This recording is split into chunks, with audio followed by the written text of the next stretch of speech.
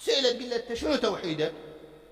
يقول لك أنا أشهد أن هذا الوجود إلى إله، هذا الإله هو الله وحده لا شريك له، قادر قاهر كذا كذا، أسماء حسنى، ودى أنبياء، ودى مرسلين، ودى كتب، توراة، إنجيل، قرآن، هذا الله. هذا هو توحيدي. هذا مو تقول له الله واحد، يقول لك يا الله واحد. تؤمن بإله، إله واحد، لو أكو آلهة متعددة يقول لك لا، إله واحد. بس هذا من تجي العمل تجي يعني تجي عمليا وياه، تلقى عمله يستهدف عدة غايات. اكو هواي آلهة مصطنعة هو راسمها شو ما يدري.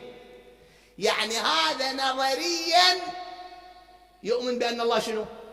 واحد. بس عمليا مولانا عمليا يقعد يسولف حتى الناس يقولون عليه يفتهم، يكد على عائلته حتى لا يتعاركون وياه، حتى لا تصير مشاكل. يروح الفاتحة بيت فلان لين يجوب ذيك الفاتحة ذيك السنة وجوه. يصلي بالجامع حتى يقولون عليه متدين. الله وينه بالسالفة؟ هاي صار واحد ومتعدد الغايات هسه. التوحيد وينه؟ انت وياي؟ التوحيد وينه؟ ادرس. ليش تدرس؟ سؤال ليش تدرس؟ غير حتى تنجح. إيه ليش تنجح؟ غير حتى طب كلية. إيه وليش طب كلية؟ يابا غير حتى تخرج. تخرجت وشنو الغاية؟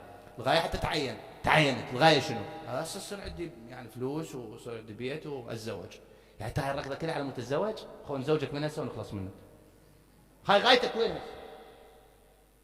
الغاية هسه وينها؟ هاي الغاية وينها؟ الغاية بعملك وينها؟ انت جاي للمجلس ليش؟ انت رايح للسوق ليش؟ الغاية وينها؟ توحيدك العملي وينه؟ توحيدك العملي وينه؟ انت وياي؟ يا أخي توحيدك النظري جزاك الله خير، أنت تؤمن أكو الله وإله واحد. توحيدك العملي وينه؟ الزهراء شو تقول؟ تقول مآل التوحيد جعل الإخلاص تأويلها، مآلها يعني نهايتها مآل التوحيد. نهاية التوحيد شنو هو؟ الإخلاص. الإخلاص يعني شنو؟ يعني أن لا يكون العمل مشوبا بعدة غايات، أن لا يكون القول مشوبا بعدة غايات.